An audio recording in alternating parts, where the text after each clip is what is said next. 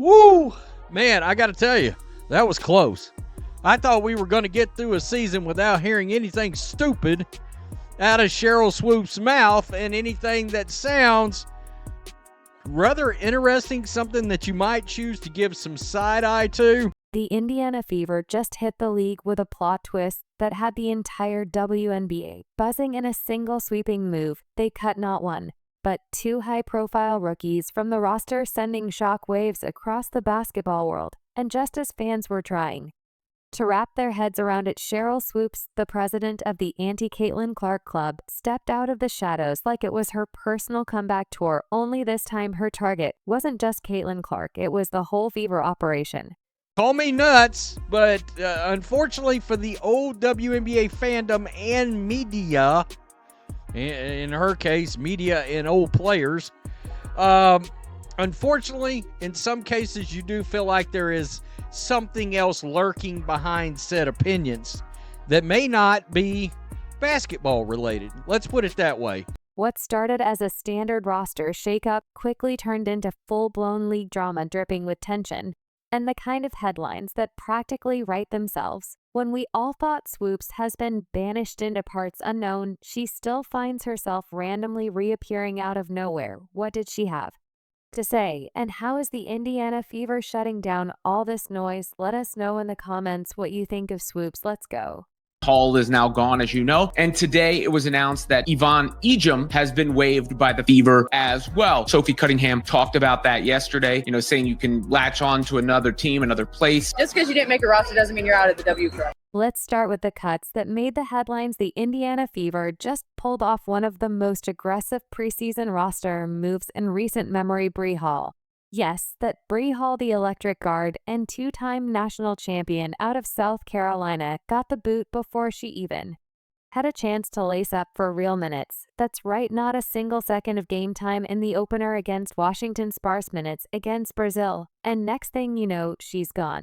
And if that felt like a gut punch, just wait, because the Fever weren't done. Bree Hall is now gone, as you know, and today it was announced that Ivan Egypt has been waived by the Fever as well. Sophie Cunningham talked about that yesterday. Saying you can latch on to another team, another place. Just because you didn't make a roster doesn't mean you're out of the W. Brother. Around 24 hours later, the team announced that Ivan Egypt, scoring leader from Gonzaga and a player with enough heart to power the entire Pacific Northwest, was also cut. Two rookies, both with glittering college resumes and real promise, were handed pink slips before they could even unpack their bags. Both had barely enough time to warm up, gone just like that.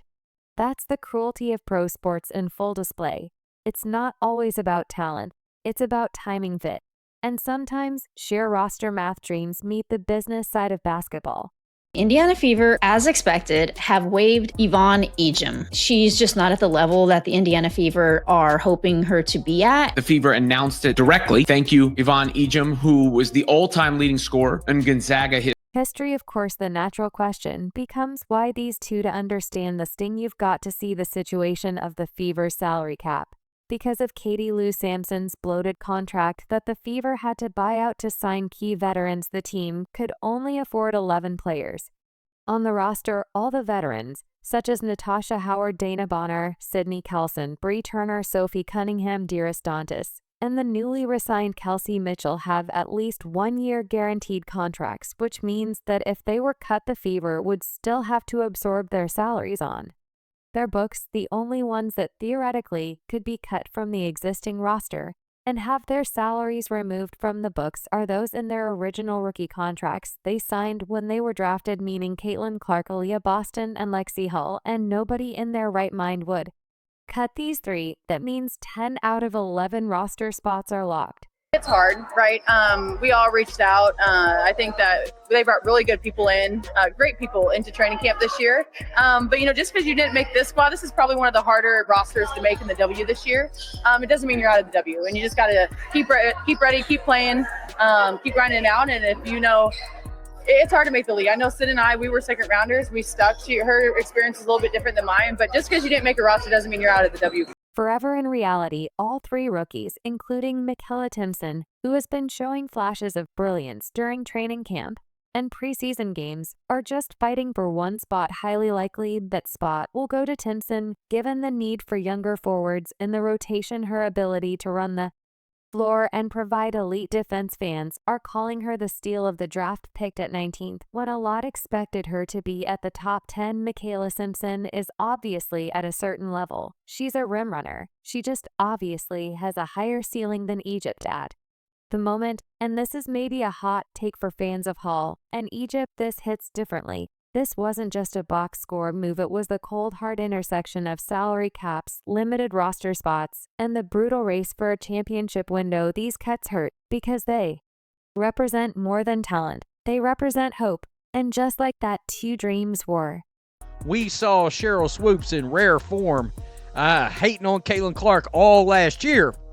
Well, maybe she has figured out, well, hating on Clark, I've been told that's not really a great idea, yada, yada, yada. So what other white girls can I tune up from the Indiana Fever? Naturally, it didn't take long for the backlash to hit, and leading the charge, megaphone in hand, was none other than Sheryl Swoopes. The moment Bree Hall's cut hit the newswire, Swoopes lit up like she'd been waiting all offseason for this kind of controversy. Her return wasn't casual. It was a full-on verbal body slam. Example, the Washington Mystics Indiana Fever game. Because I know on social media, people were like, well, why aren't the starters in for the Mystics? They could win this game. And I was there, right? Because preseason is about, yes, you're going to play your starters. You're going to play your players. Typically, they don't even play that many minutes, right? Because you have so many players on your roster that you got to make roster cuts. So you're still trying to figure out who can fit what we're doing. Head coach Stephanie White, according to Swoopes, White didn't just mishandle the rotations, she practically sabotaged them. Why, she asked, was Bree Hall kept on the bench while others with less upside got priority minutes? Did have a question though with Indiana, right? Because even though the starters weren't in, like Sophie Cunningham and Lexi Hull they've been in the league for a while. You actually had players who, like Bree Hall, why wasn't she in that game per se? If you're still trying to figure out who's going to make the team, who you're going to cut.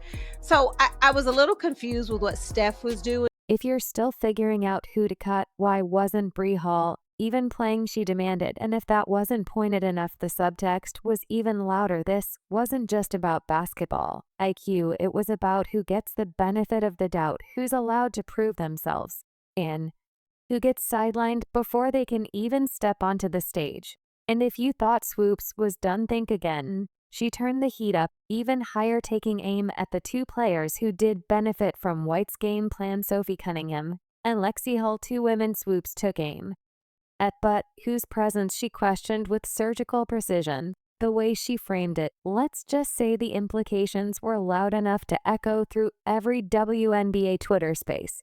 Okay. This is going to be a spicy season because Kiki was like, what, Sophie? Girl, don't come over here. Sophie was like, already, I was game here 1. Here for it. But the fact that's a rookie, right? I know. Kiki, she did not back down. But she just turned and laughed. She was like, what? What did you say? What are we doing? And then came the comment that all but confirmed her angle. Swoopes, with a healthy dose of sarcasm, quipped that maybe she should focus on tuning up the other white girls on the Fever now that she'd been told to leave Clark alone. That's not subtle. That's not shade. That's a full spotlight and a narrative bomb dropped in the middle. I mean, we've had 2 preseason games. 2! And we're back to it. We're back here. She's criticizing Stephanie White. I bet Sheryl Swoopes hates that last name. Criticizing Stephanie White. And, of course, it relates to Lexi Hull and Sophie Cunningham. Ooh, I bet Sheryl Swoopes hates her some Sophie Cunningham. You know she does. Let's not forget this isn't Swoopes' first Andy Clark rodeo. She was one of the earliest voices to question Caitlin Clark's records, her style, her swagger, her age, her leadership, pretty much everything short of her shoe size. And now that Clark has the full backing of the Indiana Fever and fans across the globe, Swoopes isn't just focused on Clark. She's got eyes on the whole perimeter Cunningham Hall, anyone who dares to link arms with Clark in building this new WNBA powerhouse. Hadn't shied away from speaking her mind, as last season she raised questions about the legitimacy of Indiana Fever stars Caitlin Clark's collegiate scoring record. During the recent episode, Swoopes questioned Fever head coach Stephanie White's decision to give veterans like Lexi Hull and Sophie Cunningham minutes over Bree Hall and then cut her without giving her a fair opportunity to prove herself. At this point, it's becoming pretty clear Swoopes doesn't just dislike what the Fever are building, she resents it. She sees this influx of young, confident talent reshaping the league's face, and she's not interested in celebrating it. She's here to challenge it, question it, and if necessary, scorch the court with commentary every step of the way. But while Swoopes stirs the pot, Clark and the Fever are stirring excitement. Sure, they cut two promising rookies, and yes, that stings, but they did it with the full intent of building a contender. Bree Hall and Ivan Ejim they've got bright futures ahead, no question, and we thank them for the heart, hustle, and class they brought. But the Fever, they're all in, and the league's starting to notice. The preseason doesn't have to be just about your draft picks at all. It can be about, I need this team to learn how to build chemistry on the floor together, working as a team. By the way, learning my system because I'm a new coach and we're not playing under the Christy Sides rules anymore. You played basketball, Sheryl Swoopes? I don't understand. And here's where Swoopes' hot take starts melting under its own heat. Because let's be real, Coach Stephanie White's roster decisions weren't some wild shot in the dark. They were strategic and rooted in one thing that matters deeply for a young, overhauled team trying to find its identity: chemistry, experience, and fit.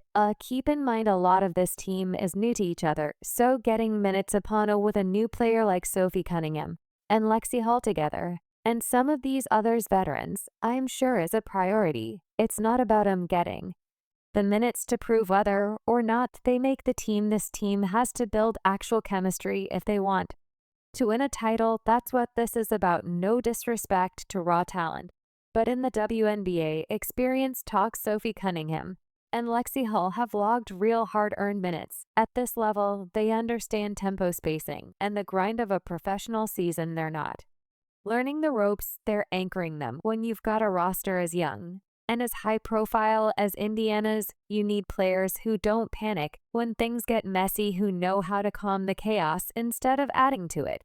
But keep in mind, a lot of this team is new to each other. So getting minutes upon with a new player like Sophie Cunningham and Lexi Hull together, and some of these others, veterans, I'm sure is a priority. It's not about getting the minutes to prove whether or not they make the team. This team has to build actual chemistry if they want to win a title. That's what this is about. Let's just zoom out for a minute and appreciate the absurdity of what's happening. Caitlin Clark, the record slayer, the logo sniper, the smiling point guard who made the Indiana Fever must-watch TV, is being treated like some kind of cosmic disturbance instead of the once-in-a-generation star she clearly is. This woman has pulled in millions of new fans, flipped the media narrative around women's sports, and turned preseason matchups into pay-per-view events. She didn't just elevate the Indiana Fever, she boosted the entire WNBA economy. Ticket sales through the roof, TV ratings never higher, merch sales. Caitlin Clark is the stimulus package the league never saw coming.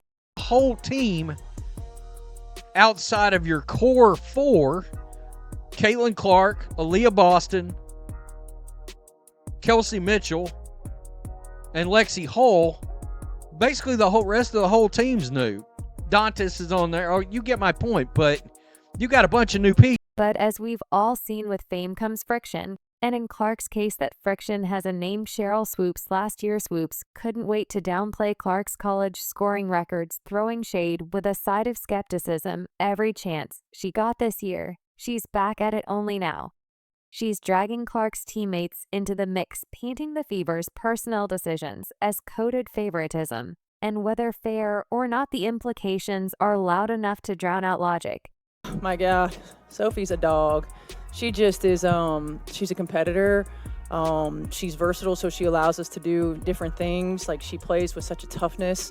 She's huge, and she's going to be for us all season long. But what she brings from an energy standpoint, she raises the level of play of everybody around her as soon as she steps foot on the floor. Hell, even on the sideline. I mean, her communication, everything. She's definitely. But here's the truth that keeps getting lost in all this noise. Caitlin Clark isn't cutting players. She's not drawing up rotations, setting preseason lineups, or managing the salary cap that's on Stephanie White and the Fever brass.